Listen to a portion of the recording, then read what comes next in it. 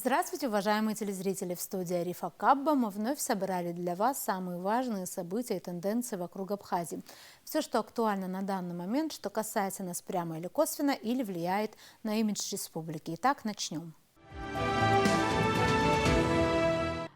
4-5 апреля в Женеве состоялся 57-й раунд международных женевских дискуссий по безопасности и стабильности в Закавказье, в котором приняли участие представители Республики Абхазия, Республики Южная Осетия, Грузии, Российской Федерации и США при сопредседательстве ООН, ЕС и ОБСЕ. Абхазскую делегацию возглавил заместитель министра иностранных дел Абхазии Ираклий Тужба. В ходе очередного раунда абхазская сторона сосредоточила особое внимание на необходимости согласования и дальнейшего подписания юридически обязывающего документа о международных гарантиях неприменения силы. В результате состоявшейся дискуссии грузинская сторона вновь отказалась от каких-либо обсуждений по этому ключевому вопросу повестки дня. Данный вопрос остается открытым, и его обсуждение было предложено перенести на следующий раунд. Участники встречи также обсудили другие вопросы, связанные с безопасностью на местах. Было отмечено, что ситуация в регионе сохраняет признаки стабильности и характеризуется как спокойная. Практически все участники встречи подтвердили необходимость возобновления работы механизма по предотвращению и реагированию на инциденты в городе Гал, как одного из важных форматов работы женевских дискуссий. Однако и этот вопрос остается открытым. В ходе встречи абхазская делегация выразила свою серьезную озабоченность в связи с последними внутриполитическими событиями в Грузии, которые начали приобретать внешнеполитический контекст. Было подчеркнуто, что призывы представителей грузинской оппозиции относительно возможности открытия так называемого второго фронта могут привести к непредсказуемым последствиям и спровоцировать новую эскалацию напряженности в регионе. В рамках работы второй рабочей группы прошло обсуждение ряда гуманитарных вопросов. Проведение следующего 58-го раунда международных женевских дискуссий по безопасности и стабильности в Закавказье намечено на июль этого года. Российская сторона в ходе 57-го раунда женевских дискуссий по безопасности и стабильности в Закавказье указала на важность недопущения политизации дискуссий путем немотивированных отмен и переносов регулярных раундов. Об этом сообщила пресс-служба МИД России по итогам раунда, завершившегося 5 апреля. Ранее по вине сопредседателей не состоялось несколько раундов переговоров. Цитата: «Затяжные паузы в переговорном процессе чреваты ростом напряженности в регионе, ответственность за которым целиком ляжет на инициаторов блокирования диалога». Москва также заявила о неприемлемости непрекращающихся попыток коллективного Запада перенести с Украины в Закавказье логику конфронтации, что выражается в провокационных призывах к Тбилиси открыть второй фронт против России в Абхазии и Южной Осетии. Конец цитаты. Столь опасные заявления требуют оперативной реакции со стороны сопредседателей дискуссии и представляемых ими организаций, заявила российская сторона. По оценке российской стороны, реальным вкладом в достижение стабильности и безопасности в Закавказье могло бы стать заключение юридически обязывающего соглашения о неприменении силы Грузии в отношении Абхазии и Южной Осетии, а также начало процесса делимитации грузино-абхазской и грузино-юго-осетинской границ с их последующей демаркации. А сейчас мы предлагаем вашему вниманию небольшое интервью с заместителем министра иностранных дел Абхазии Ираклием Тужба, с которым мы побеседовали на эту тему. Здравствуйте, Ираклий Вахтангович. Наш первый вопрос связан, конечно, с тем, что для вас является главными итогами прошедшего раунда дискуссий. Я прежде всего хотел бы поблагодарить вас и ваших коллег с абхазского телевидения за то, что вы проявляете интерес к внешнеполитической деятельности и к женевским дискуссиям в частности. Ну, если говорить о самих дискуссиях, то у нас состоялся 57-й раунд, это первый раунд в этом году. Вы знаете, что у нас возникли достаточно серьезные проблемы с проведением раундов. В прошлом году фактически тот режим работы, который у нас сохранялся долгие годы, он был прерван. В прошлом году из 4 запланированных раундов был проведен лишь 1. В этом году вот мы возобновили, скажем так, этот процесс, и нам удалось совместными усилиями провести 57-й раунд. Если говорить о каких-то ожиданиях, то с точки зрения принятия каких-либо политических решений, конечно, этого не произошло, но это в принципе было ожидаемо. Вы знаете, что долгие годы мы обсуждаем ключевой вопрос, связанный с безопасностью, безопасностью как региональной, так и с безопасностью на местах. Если говорить о региональной безопасности, то здесь ключевое значение приобретает документ о международных юридических гарантиях о неприменении силы. Мы долгие годы пытаемся согласовать текст этого документа, но, к сожалению, в результате такой принципиальной, скажем так, позиции грузинской стороны мы не можем приступить даже к обсуждению этого документа. Проблема заключается в том, что данный формат носит достаточно такой размытый характер, я об этом уже много раз говорил, но могу повториться еще раз. То есть вы знаете, что этот формат был образован после известных событий 2008 года, в результате так называемых договоренностей Медведева-Саркози, и в частности в соответствии с 6 пунктом, в котором сказано о необходимости обеспечения прочных гарантий безопасности для Абхазии и Южной Осетии. Вот в соответствии с этим документом был сформирован Женевский процесс нынешний, и мы приступили к дискуссиям, скажем так, в рамках этого процесса. Но проблема заключается в том, что в отличие от предыдущего переговорного процесса, который у нас длился с 1993 по 2008 год, там мы обладали статусом стороны. То есть было четко обозначено, что Абхазия и Грузия являются сторонами конфликта, и переговорный процесс проходил под эгидой ООН и при посредничестве ряда других государств, среди которых была Россия, США, Франция, Германия и Великобритания. Нынешний процесс, он не имеет таких четких границ, у него достаточно размытые рамки, нет четкого определения, кто является сторонами конфликта. Ну, скажу вам так, мы все там присутствуем в качестве экспертов, если можно так сказать.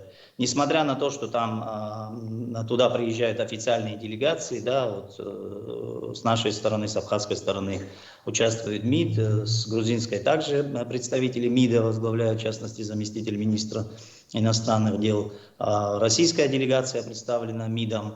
Но, тем не менее, этот формат, он такой, может быть, даже нельзя его полноценным переговорным назвать, это скорее дискуссионная площадка. Так вот, проблема в том, что Грузия отказывает, мы настаиваем, мы, наши партнеры из Российской Федерации, из Южной Осетии, мы настаиваем на том, что именно Грузия совершила агрессию, в результате чего именно Грузия должна взять на себя юридические обязательства о неприменении силы.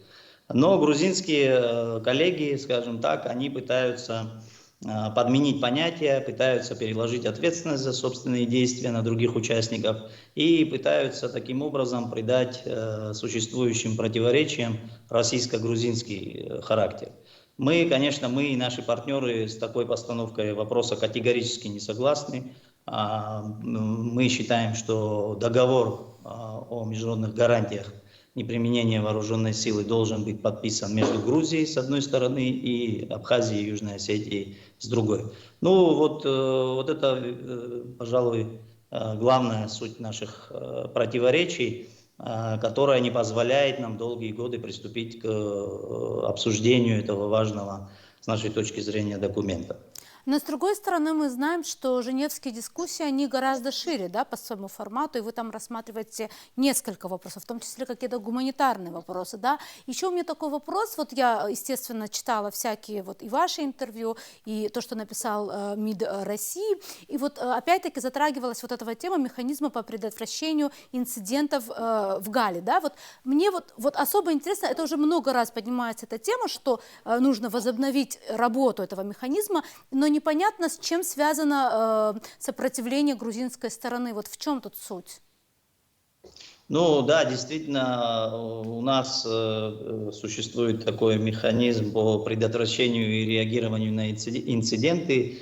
Этот механизм является частью женевских дискуссий, но, к сожалению, на протяжении нескольких лет он не функционирует. Мы в прошлом году выступили с односторонними инициативами, где предложили, через посредников, предложили грузинской стороне, невзирая на все наши противоречия и некоторые вопросы в повестке дня, которые вызывают у нас определенную настороженность. Тем не менее, мы предложили все-таки возобновить этот процесс, учитывая то, что этот формат призван решать вопросы на местах и препятствовать любой эскалации в приграничной зоне. Ну, учитывая ту напряженность, которая, безусловно, царит в нашем регионе, мы считаем, что этот формат необходимо возобновлять, он очень важен. Вот мы выступили с такими предложениями, передали их через посредников, в частности, через представителей ООН. Достаточно долго мы ждали какого-то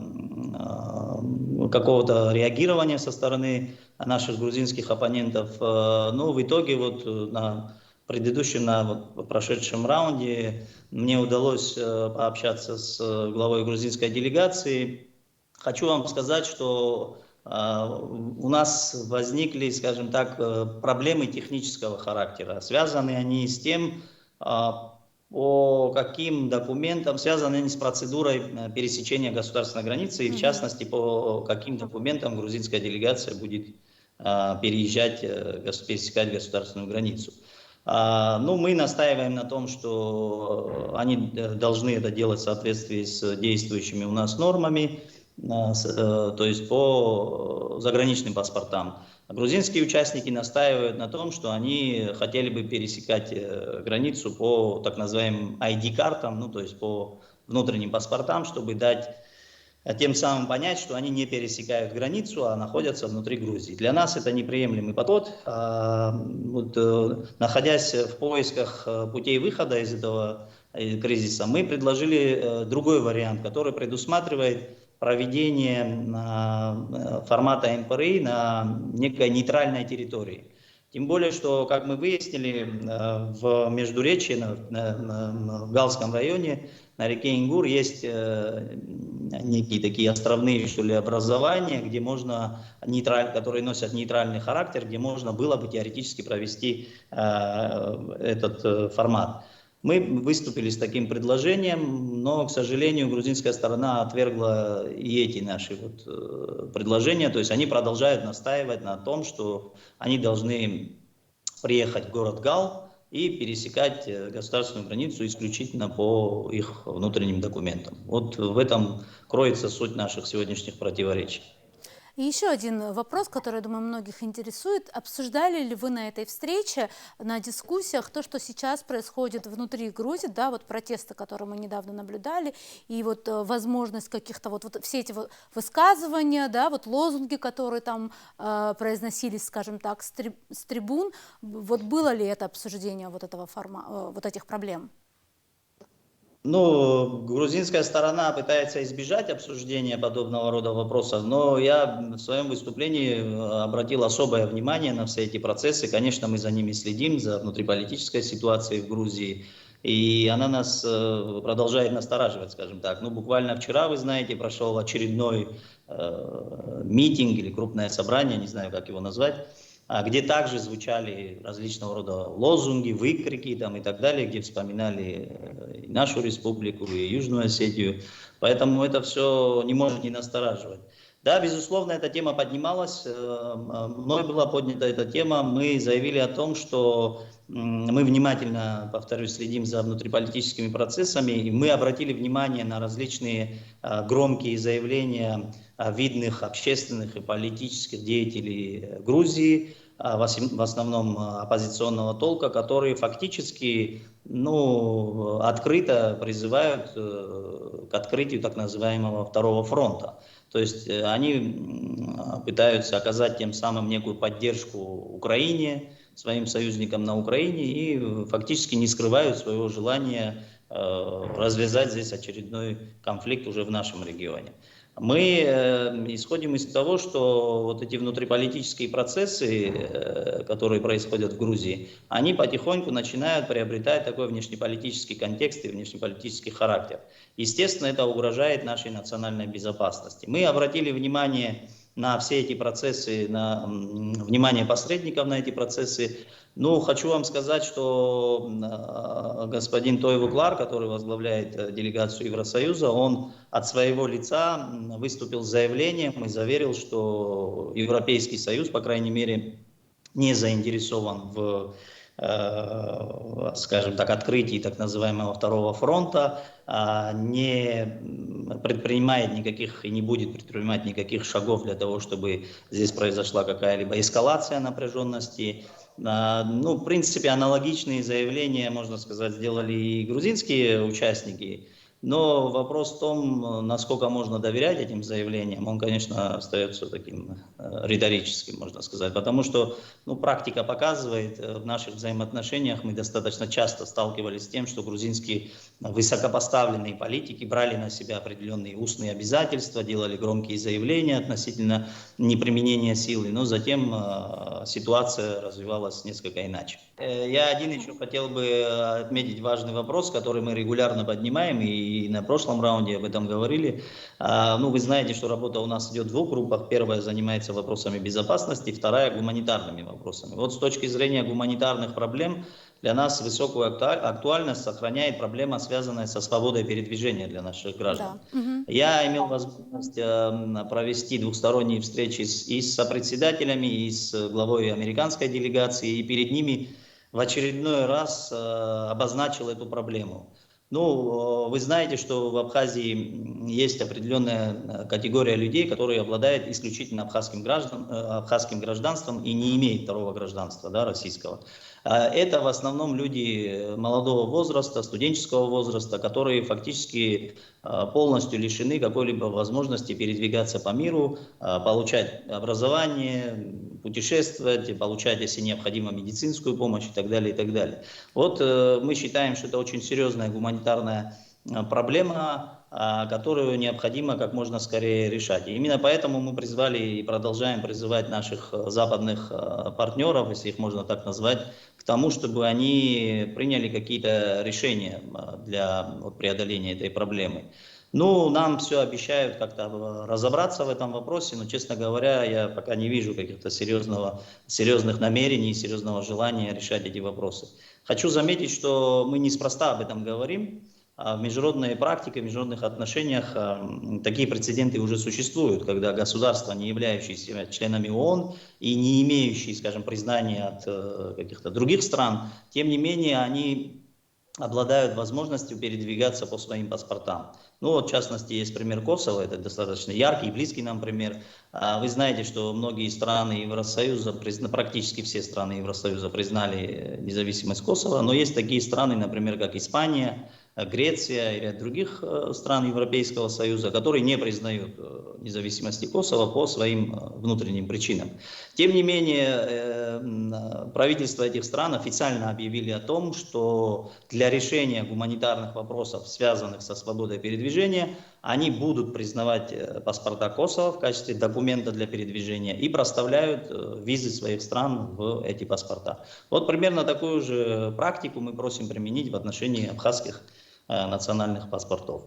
Это отличная инициатива, и хотелось бы надеяться, что она когда-нибудь будет рассмотрена. Ираклий Вахтангович, большое вам спасибо, что нашли время и ответили на наши вопросы.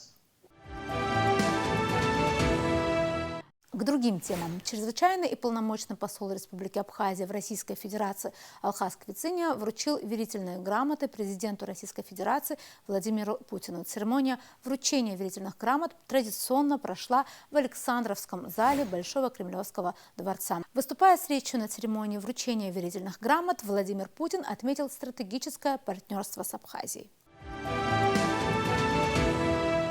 Продолжаем передачу. Запад пытается убедить Тбилиси открыть второй фронт против России в связи с событиями на Украине, заявил директор службы внешней разведки России Сергей Нарышкин после встречи с президентом Беларуси Александром Лукашенко в Минске на прошлой неделе. Запад убеждает Тбилиси в том, что сейчас удобный момент вернуть контроль над Абхазией и Южной Осетией, сказал Нарышкин.